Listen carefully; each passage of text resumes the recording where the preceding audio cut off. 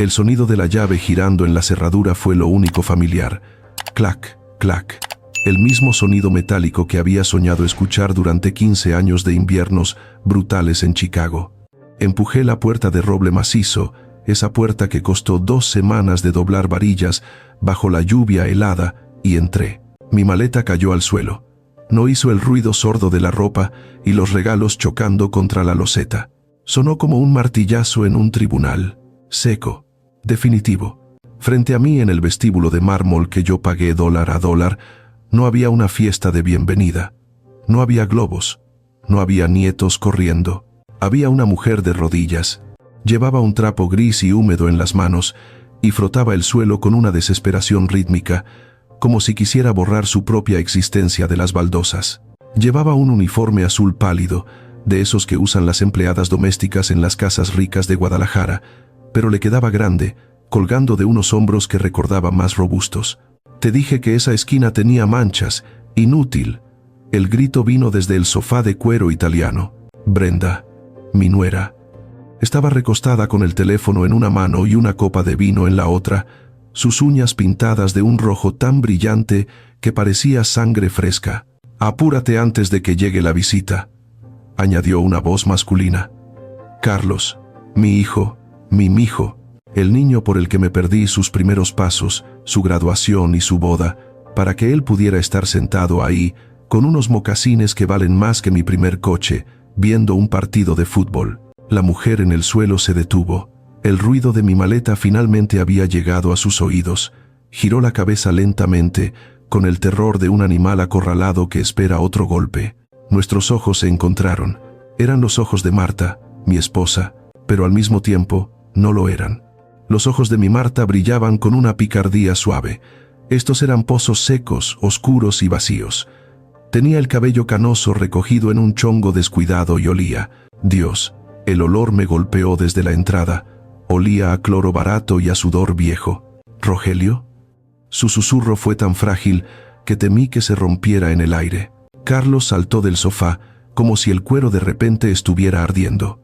La copa de vino de Brenda se inclinó, derramando una mancha carmesí sobre la alfombra beige. El tiempo se congeló. Dicen que cuando uno se muere, ve pasar su vida ante sus ojos. Yo no vi mi vida, vi mis errores. Si alguien te dice que el sueño americano es de oro, miente. Es de cemento frío y sabe a frijoles enlatados comidos a las 5 de la mañana en un remolque sin calefacción. Durante 15 años, fui un fantasma en mi propia vida. Viví en un contenedor compartido con otros 3 hombres en las afueras de Chicago, ahorrando cada centavo como si fuera la última gota de agua en el desierto. No bebía, no fumaba, no salía. Mi única vicio era el recibo amarillo de Western Union cada viernes. Para la casa, escribía Marta. Para la carrera de Carlitos, respondía yo. Para los cimientos, para el segundo piso, para los muebles. Cada dólar que enviaba no era dinero, era un ladrillo de mi propia ausencia. Pensé que estaba construyendo un castillo para mi reina y un legado para mi príncipe. Qué estúpido fui. No estaba construyendo un hogar, estaba financiando mi propio exilio. Estaba regando con sudor y sangre una planta carnívora que ahora, al volver, esperaba para devorarme. La gente dice que el sacrificio noble siempre tiene recompensa, pero olvidan mencionar que a veces el sacrificio es solo el fertilizante para el egoísmo de otros. Yo me quité el pan de la boca para que mi hijo nunca conociera el hambre, y al hacerlo, le enseñé que mi hambre no importaba. ¡Papá! La voz de Carlos se quebró, oscilando entre el pánico y una falsa alegría ensayada. Intentó sonreír, pero fue una mueca, como la de un perro que sabe que ha hecho destrozos en la sala. Pero si no avisaste, pensamos que venías hasta Navidad. Se acercó para abrazarme, pero se detuvo a medio camino. Miró mis viejas botas de trabajo, las Timberland gastadas, con la suela endurecida por el lodo de 1000 obras, estaban dejando huellas marrones sobre su inmaculado piso de mármol. Vi la mueca de asco en la cara de Brenda. Fue fugaz, rápida como el aleteo de una mosca, pero la vi. Esa mirada me dijo más que 1000 cartas de amor falsas. Para ellos, yo no era el padre ni el suegro. Yo era la fuente de ingresos que acababa de entrar a ensuciar su propiedad. Marta. Ignoré a mi hijo. Di un paso hacia mi esposa. Ella seguía de rodillas, con el trapo estrujado entre las manos rojas e hinchadas. Intentó levantarse, pero sus rodillas crujieron. «¡Ay, suegro!». Brenda se interpuso, con una sonrisa tan dulce que me dio náuseas. Olía a perfume caro, una fragancia floral que intentaba cubrir la podredumbre de la situación. «No se preocupe por doña Marta. Es que ya sabe cómo es la edad. El doctor nos dijo que el ejercicio es bueno para su artritis, y a ella le encanta sentirse útil, ¿verdad, Marta? Se pone necia si no la dejamos limpiar». Miré a Marta. Ella bajó la cabeza, clavando la vista en mis botas sucias. «Sí», viejo dijo, y su voz sonó mecánica, muerta. «Me gusta limpiar. Me distrae». Mentira. Marta odiaba limpiar. Marta era la mujer que ponía música de Juan Gabriel a todo volumen para cocinar, la que decía que el polvo protegía los muebles. Esa mujer que estaba ahí tirada no era mi esposa. Era una cáscara vacía que ellos habían vaciado a cucharadas. «Levántate», dije. Mi voz sonó ronca, como si tuviera grava en la garganta. Carlos se apresuró a ayudarla, fingiendo una delicadeza exagerada. «Ven, mamá, deja eso. Papá debe estar cansado. Siéntate, papá. ¿Quieres un whisky? Tengo uno etiqueta azul que...». «No quiero tu whisky», lo corté.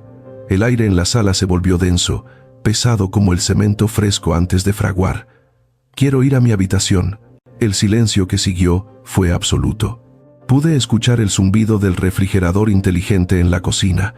Carlos y Brenda intercambiaron una mirada. Esa comunicación silenciosa de los cómplices, rápida y culpable. Sobre eso papá Carlos se rascó la nuca. El reloj de oro en su muñeca brilló bajo la lámpara de araña. «Es que, como no sabíamos que venías, estamos remodelando la recámara principal. Hay polvo, pintura, ya sabes». «¿Remodelando?», pregunté.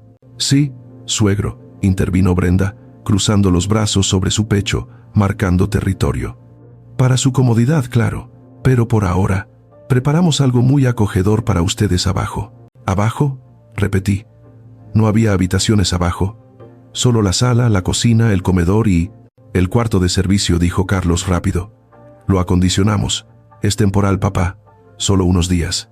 Caminé hacia ellos. Con cada paso, sentía que mis botas pesaban 1 tonelada. Pasé de largo a mi hijo, pasé de largo a mi nuera, y me dirigí al pasillo que llevaba a la cocina. Ahí, debajo de la escalera, estaba la puerta que yo mismo había diseñado para guardar escobas, cubetas y cajas de adornos navideños. Abrí la puerta. No había ventana. El espacio era tan pequeño que si estiraba los brazos tocaría ambas paredes. Había un catre individual empujado contra la pared, con una cobija gris raída, una silla de plástico, servía de mesa de noche, con un vaso de agua y un frasco de pastillas. Y el olor. Olía a humedad, a encierro, a tristeza rancia. «¿Aquí duerme tu madre?», pregunté sin voltear. «Mamá dice que le gusta», se apresuró a decir Carlos, su voz temblando ligeramente. «Dice que es más calientito, ¿verdad, mamá?». Marta no respondió. Solo se quedó parada en el umbral de la cocina, frotándose las manos como si intentara quitarse una mancha invisible que llevaba tatuada en la piel. Esa noche no cenamos en el comedor de caoba. Carlos y Brenda pidieron sushi y se encerraron en la recámara principal, mi recámara principal, alegando que tenían trabajo pendiente. Nos dejaron en la cocina con las sobras de unos tacos fríos. Cuando la casa finalmente quedó en silencio, me senté en el borde del catre en ese cuarto trastero. Marta se sentó a mi lado. El catre gimió bajo nuestro peso. Miré mis botas. Todavía las tenía puestas. No quería quitármelas. Sentía que si me las quitaba, perdería la única armadura que me quedaba. Eran viejas, feas, llenas de cicatrices, pero eran mías. Todo lo demás en esta casa, los muebles, las cortinas, incluso el aire parecía rechazarnos. «Perdóname», Rogelio, susurró Marta. La abracé. Su cuerpo era puro hueso y tensión. Lloró en silencio, ese llanto de los que han aprendido que hacer ruido solo trae más castigo. «¿Por qué no me dijiste?», le pregunté al oído. «Hablamos cada semana. Me dijiste que estabas bien. Me dijiste que Carlos te cuidaba como a una reina. Me quitaron el celular». Rogelio sollozó. Cada vez que hablábamos, Brenda estaba sentada frente a mí con el dedo en el botón de colgar. Me escribieron un guión. si me salía de él. Se tocó el brazo izquierdo e instintivamente se subió la manga del suéter. Bajo la luz pálida de la bombilla desnuda, vi los moretones, marcas de dedos, violáceas, amarillentas, verdes, un mapa de dolor en la piel que yo había jurado proteger. Sentí que algo se rompía dentro de mí. No fue el corazón. El corazón se rompe con tristeza. Esto fue otra cosa. Fue como si una viga de acero se partiera por exceso de carga. Fue el sonido de la lealtad muriendo para dar paso a la furia. Pensé que si te decía, te preocuparías, continuó ella, temblando. Pensé que podrías tener un accidente en la obra si tenías la cabeza aquí. Quería que volvieras entero, Rogelio, no en una caja. Metió la mano bajo el colchón del catre y sacó algo. Era un cuaderno negro pequeño, de esos que venden en las papelerías de la esquina por 10 pesos. Estaba desgastado en las orillas. Ten, dijo, poniéndolo en mis manos callosas. Empecé a escribir cuando me prohibieron salir de la casa, cuando empezaron a cerrar con llave la despensa. Abrí el cuaderno. La letra de Marta, usualmente redonda y clara, era aquí temblorosa, escrita con prisa y miedo. 20 de enero. Carlos vendió la camioneta de Rogelio. Dijo que era vieja. Se compró una moto. 14 de febrero. Brenda me quitó la tarjeta del banco. Dijo que yo ya no sé administrar. 5 de marzo. Hoy comí las sobras del perro porque Brenda tiró mi sopa a la basura. Dijo que olía mal. Pasé las páginas. Cada entrada era un clavo más en el ataúd de mi paternidad. Pero fueron las últimas páginas las que hicieron que se me helara la sangre, más frío que cualquier viento de Chicago. Había notas de conversaciones escuchadas a través de la puerta. Fechas, nombres de abogados. Mañana viene el notario, decía la entrada de hoy, escrita con un trazo fuerte, casi rompiendo el papel. Quieren declararte incapaz mental en cuanto llegues, Rogelio. Dicen que el trabajo duro te afectó la cabeza. Ya tienen los papeles del asilo San Rafael. Dicen que mañana mismo venden la casa y nos mandan a los dos allá. Cerré el cuaderno. El silencio en el cuarto trastero era absoluto, pero en mi cabeza había un estruendo. Había pasado 15 años construyendo un refugio para mi familia, ladrillo a ladrillo, y ahora descubría que había construido mi propia prisión. Miré hacia arriba, hacia el techo de la escalera, imaginando a mi hijo y a su mujer durmiendo en mi cama, soñando con el dinero que obtendrían al vendernos como ganado viejo. Marta me miró, esperando ver al hombre roto que ellos esperaban encontrar, pero yo me quité las botas. Las coloqué cuidadosamente junto a la puerta, luego me puse de pie. Mañana no iremos a ningún asilo, Marta, le dije. Mi voz ya no tenía grava, era acero puro. Mañana vamos a limpiar la casa, pero esta vez vamos a sacar la basura de verdad. El sol de la mañana entraba por las rendijas de la puerta del trastero, dibujando líneas de polvo que flotaban en el aire viciado. No había dormido, ni un minuto. Había pasado la noche leyendo y releyendo el cuaderno negro, memorizando cada fecha, cada robo, cada humillación que mi esposa había sufrido, mientras yo, tonto de mí, construía rascacielos al otro lado de la frontera, pensando que estaba construyendo un futuro. Marta dormía en el catre, con las manos apretadas contra el pecho como si quisiera protegerse incluso en sueños. Su respiración era superficial, agitada. Me levanté. Mis huesos crujieron, sonando como ramas secas que se parten bajo una bota pesada. Me puse las botas de trabajo. Estaban frías y duras, pero al atar los cordones sentí que me ataba de nuevo a la realidad, a mi fuerza, a la única identidad que nadie había podido quitarme. Salí a la cocina. El olor a café recién hecho invadió mis sentidos, pero no era el café de olla que a Marta le gustaba preparar con canela y piloncillo. Era ese café de cápsula, insípido y pretencioso, que a Brenda le fascinaba. Ahí estaban, sentados a la mesa de cristal. Carlos leía algo en su teléfono, con el ceño fruncido, mientras Brenda untaba mermelada importada en una tostada, usando el cuchillo con una delicadeza quirúrgica. «Buenos días, suegro», dijo ella sin levantar la vista. Su voz tenía el tono condescendiente que se usa con los niños o con los ancianos seniles. ¿Durmieron bien en su nidito? Caminé hacia la mesa. No respondí. El suelo de mármol estaba frío, pero mis botas lo pisaban con autoridad. Toc, toc, toc. Carlos levantó la vista. Había sombras bajo sus ojos, sombras de culpa o tal vez solo de resaca. «Papá, siéntate», dijo, señalando una silla en la esquina. «Brenda te preparó algo». Miré el plato. Un pedazo de pan duro y una taza de café que parecía agua sucia. Marta entró en ese momento, caminando pegada a la pared, intentando hacerse invisible. Brenda chasqueó la lengua. «Ay, Marta, qué bueno que llegas». «Se me cayó un poco de mermelada aquí», señaló una mancha minúscula en su bata de seda. «¿Podrías pasarle un trapo? Rápido, que se seca». Marta bajó la cabeza y empezó a buscar el trapo en su delantal. «Marta». Mi voz retumbó en la cocina, haciendo vibrar los cristales del gabinete. Ella se detuvo en seco. Brenda soltó el cuchillo, que cayó sobre el plato con un tintineo agudo. Carlos se puso pálido. «Siéntate», le ordené a mi esposa, señalando la silla a mi derecha, la silla de la cabecera, a mi lado. «Ahora». «Pero Rogelio, el trapo», balbuceó Marta, mirando a Brenda con terror. «Dije que te sientes». Ella obedeció.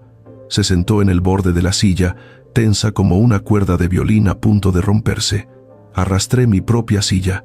El sonido de las patas de madera raspando el mármol fue estridente, molesto, deliberado. Me senté frente a mi hijo. «Voy a salir», dije, mirándolo a los ojos. «¿Salir?», Carlos parpadeó. «Pero papá, acabas de llegar, y no tienes coche. Además, ya sabes, la ciudad ha cambiado mucho, te vas a perder». «No me voy a perder en la ciudad que construí con mis manos. Antes de que tú nacieras», respondí. Mi voz era tranquila, plana, la calma mortal antes del huracán. «Voy a ver a un viejo amigo. Regreso a la hora de la comida». Me levanté sin tocar el café aguado. Antes de salir, me volví hacia Brenda. Ella me miraba con la boca entreabierta, como un pez fuera del agua. «Y Brenda, si vuelves a pedirle a mi esposa que limpie algo, te juro por la memoria de mi madre que vas a limpiar este piso con tu lengua». Salí de la casa. No miré atrás. Sabía que Carlos estaba agarrando su teléfono para llamar al notario. Sabía que el tiempo corría en mi contra. Caminé hasta la avenida principal. El sol de Guadalajara picaba en la piel, un calor seco y honesto que extrañaba. Tomé un taxi. Al Banco Nacional, le dije al conductor, y luego al despacho del licenciado Morales. El viaje fue silencioso. Miraba por la ventanilla, viendo cómo mi ciudad había crecido, llenándose de edificios de cristal que reflejaban el cielo, pero no tenían alma. Pensé en mi casa. Esa casa no era solo ladrillos. Era mi vida condensada en materia. Y ahora tenía que decidir si salvar la materia o salvar mi dignidad. En el banco, el gerente me recibió con sorpresa. «Don Rogelio, qué milagro. Pensamos que ya no volvería del norte». Pedí ver el estado de mi propiedad. El gerente tecleó en su computadora. El sonido de las teclas era rítmico, hipnótico. «Todo está en orden, don Rogelio. Las escrituras siguen a su nombre». Dudó. Mirando la pantalla, hubo varios intentos de solicitar copias certificadas por parte de un tal Carlos Santillana, alegando que usted las había perdido, pero como usted dejó instrucciones estrictas de que solo se entregaran presencialmente. Sonreí. Una sonrisa triste, sin alegría. Mi desconfianza de viejo albañil me había salvado. Siempre supe, en el fondo, que el papel es más leal que la sangre. «Quiero vender la casa», dije. El gerente dejó de teclear. «¿Vender? Pero don Rogelio, es su patrimonio. El mercado está». «No me importa el mercado», lo corté. «Tengo un comprador interesado, una constructora que quiere el terreno para unos departamentos. Me contactaron hace meses por correo, pero no les hice caso. Llámelos. Dígales que acepto. Pero tiene que ser hoy». «¿Hoy? Eso es imposible. Los trámites». «Haga que sea posible. O retiro todo mi dinero y me voy al banco de enfrente». Salí del banco 2 horas después con un precontrato firmado y un cheque de anticipo en el bolsillo. Pesaba. Ese papel pesaba más que todos los sacos de cemento que había cargado en mi vida. Pesaba porque era el precio de mi sueño roto. Regresé a casa al atardecer. Las luces estaban encendidas. Desde la calle, la casa se veía hermosa, cálida, acogedora. Una mentira perfecta construida con ladrillo y estuco. Entré. Había música suave. Olía a asado. La mesa del comedor estaba puesta con la vajilla buena, esa que Marta guardaba para Navidad y que nunca usábamos. Había vino, velas. Carlos vino a recibirme con una sonrisa amplia, de esas que muestran demasiados dientes. «Papá, llegaste justo a tiempo. Siéntate. Preparamos una cena especial para celebrar tu regreso». Brenda salía de la cocina con una fuente humeante. Llevaba un vestido nuevo y, lo más sorprendente, Marta estaba sentada a la mesa. No llevaba el uniforme, llevaba uno de sus vestidos viejos, pero limpios, y alguien la había peinado. Parecía una muñeca vieja que habían sacado del desván para adornar la escena. Sus ojos me buscaban con pánico. Me senté en la cabecera. Carlos llenó mi copa de vino hasta el borde. «Brindemos», dijo, levantando su copa. «Por la familia, por el regreso del jefe». Bebí un sorbo. El vino era caro, aterciopelado, pero en mi boca sabía a vinagre. Sabía a traición. La cena transcurrió entre anécdotas forzadas de Carlos sobre su negocio, que yo sabía que no existía, y los silencios incómodos de Marta. Yo comía despacio, saboreando cada bocado, saboreando el momento. Era la última cena. Cuando terminamos el postre, Carlos se aclaró la garganta. Ese sonido, gem gem, el sonido del preámbulo de la estafa. Metió la mano en su saco y sacó una carpeta azul. «Papá», estuve pensando, «ya no eres un joven, has trabajado demasiado, te mereces descansar de verdad». Deslizó la carpeta sobre el mantel de encaje hacia mí. «Hablé con un amigo que es asesor de seguros. Conseguimos un plan increíble para ti y mamá. Cobertura médica total, cuidados, todo. Solo necesitamos que firmes aquí para autorizar el traspaso de los fondos para la prima del seguro. Y, bueno, para proteger el patrimonio, sugieren poner la casa a nombre de un fideicomiso familiar que yo administraría. Solo por seguridad fiscal, ya sabes». Abrí la carpeta. Ahí estaba, la cesión de derechos, el poder notarial irrevocable, la sentencia de muerte de mi libertad. Miré a Carlos. Vi el sudor perlando su frente bajo la luz de las velas. Vi cómo Brenda apretaba la servilleta en su regazo hasta que sus nudillos se pusieron blancos. Saqué mi pluma del bolsillo, una pluma barata, de publicidad, que había agarrado en el banco. Carlos contuvo la respiración. Sus ojos brillaban con codicia. Estaba tan cerca, podía saborearlo. Acerqué la pluma al papel. Y entonces empecé a reír. Fue una risa baja, seca, que fue subiendo de volumen hasta convertirse en una carcajada que resonó en el comedor vacío. «¿De qué te ríes, papá?», preguntó Carlos, su sonrisa vacilando. Dejé de reír de golpe. Saqué el cuaderno negro de mi chaqueta. Lo tiré sobre el plato de postre de Carlos, manchándolo de crema. «Plaf, me río de tu letra, hijo.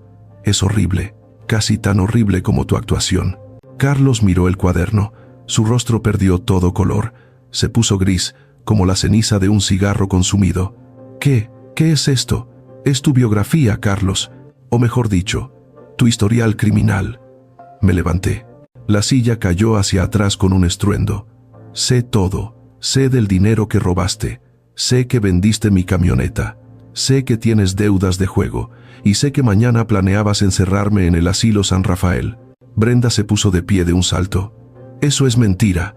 Es esa vieja loca la que te llenó la cabeza de cuentos», gritó, señalando a Marta. «No le hables así», rugí. Golpeé la mesa con el puño. Las copas tintinearon. «Esa vieja loca te ha lavado los calzones durante 3 años, mientras tú vivías como una reina con mi dinero». Metí la mano en el otro bolsillo y saqué el segundo papel, el contrato de compra-venta. Lo deslicé junto al cuaderno. «Leí tu propuesta, hijo. Muy interesante. Pero llegas tarde». Carlos tomó el papel. Sus manos temblaban tanto que el papel crujía. «Vendiste la casa», susurró. «Esta mañana, a una constructora. Van a demolerla para hacer departamentos. Tienen prisa». Me incliné sobre la mesa, acercando mi cara a la suya. Podía oler su miedo. Olía a sudor agrio. «Tienen 24 horas para largarse. Mañana a las 8 de la mañana vienen a cambiar las cerraduras». «No puedes hacer esto», gritó Brenda, histérica. «Esta es nuestra casa. ¿A dónde vamos a ir? Tenemos derechos». «Ustedes no tienen nada», dije, y sentí una calma helada invadirme. Ustedes eran huéspedes. Huéspedes que mordieron la mano que les daba de comer. Carlos empezó a llorar. No eran lágrimas de arrepentimiento, eran lágrimas de un niño mimado al que le acaban de quitar su juguete favorito. Papá, por favor, no tenemos dinero, no tenemos a dónde ir. Soy tu hijo, tu sangre. Miré a ese hombre de 35 años que lloriqueaba frente a mí. Busqué en mi interior algún rastro de compasión, alguna brasa de ese amor ciego que me había hecho cruzar un desierto y trabajar bajo la nieve. No encontré nada, solo cenizas frías. Caminé hacia la entrada. Allí, junto a la puerta, estaban mis botas de trabajo. Las tomé. Pesaban, pero ya no me cansaban. Regresé al comedor y las tiré sobre la mesa, justo encima de los papeles del seguro falso. El golpe hizo saltar una copa de vino, que se rompió derramando el líquido rojo sobre el mantel blanco como una herida abierta. Tomen, dije. Querían mi herencia. Ahí está. Esas botas me dieron todo lo que tengo. Úsenlas. Aprendan a trabajar. Aprendan a ganarse el pan. Esa es la única herencia que les voy a dejar. Marta se levantó. Caminó hacia mí, vacilante. Le tendí la mano. Vámonos, vieja. Aquí huele a podrido. Salimos de la casa. Detrás de nosotros se oían los gritos de Brenda y el llanto de Carlos. Eran ruidos molestos, como el tráfico lejano, pero ya no nos tocaban. Afuera, la noche estaba fresca. Las estrellas brillaban sobre Guadalajara, indiferentes a los dramas humanos. Marta se aferró a mi brazo.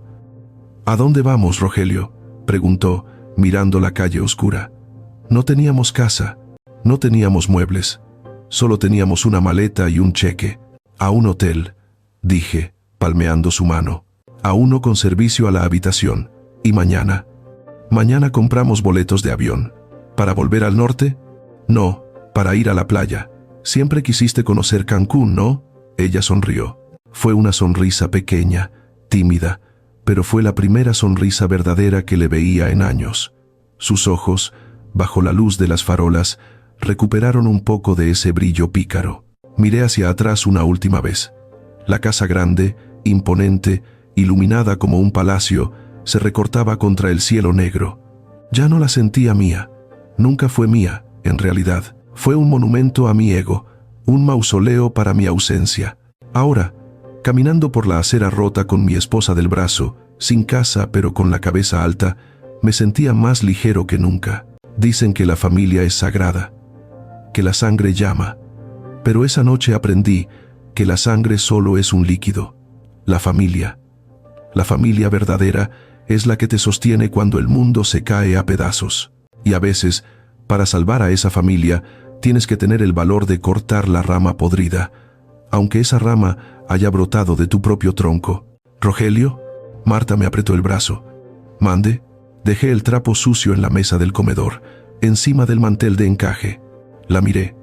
Y entonces, los dos soltamos una carcajada. Rimos como locos. Rimos hasta que nos dolió la panza. Rimos bajo la luz de la luna mientras nos alejábamos de la casa que ya no era nuestra, caminando hacia un futuro que, por primera vez en 15 años, nos pertenecía solo a nosotros.